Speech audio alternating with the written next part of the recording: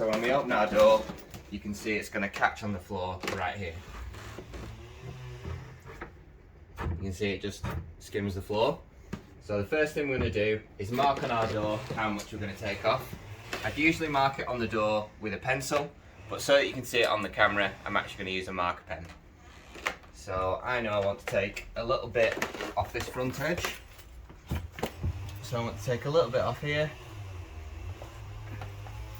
And I also want to take a little bit off here. All we need to do is connect these two marks with a straight edge and then cut our door down using a handsaw. You can pick one of these up for about 10 quid and it will do the job of cutting your door down perfectly. If I need to cut more than 5mm off the door, I use a handsaw. If I'm cutting less than 5mm off the bottom of the door, I tend to use a power plane. Now that I've marked up the bottom of the door, I can take it off its hinges. I have tried to cut the bottom of the door while leaving the door attached, but this never works out well. It's always easier to remove the door, trim it down, and then reattach it.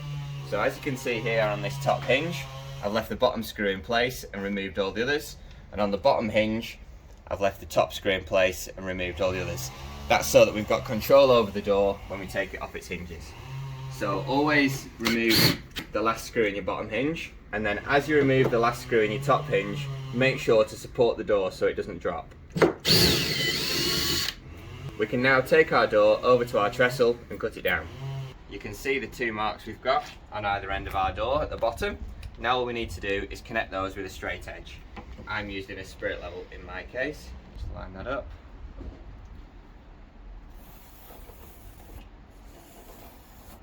You want to give yourself a nice clear line to follow with a sharp new handsaw. To start the cut, you want to just put your thumb on the edge of the saw blade. You want to keep your hands away from the saw, and this is just to get the saw started. If you actually pull the saw back to get it started, once you've created a little notch, you can then cut all the way along your pencil line.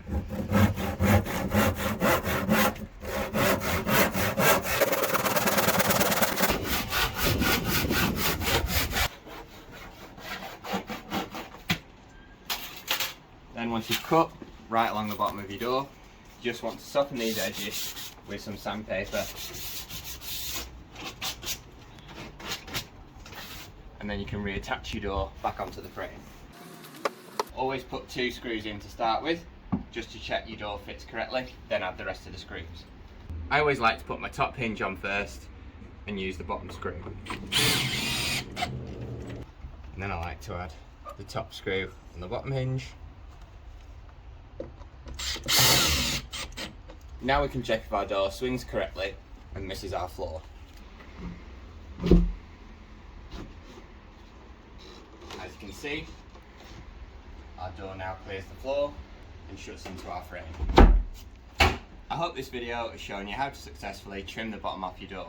If you've learned something from this video, drop us a like. Thanks for watching.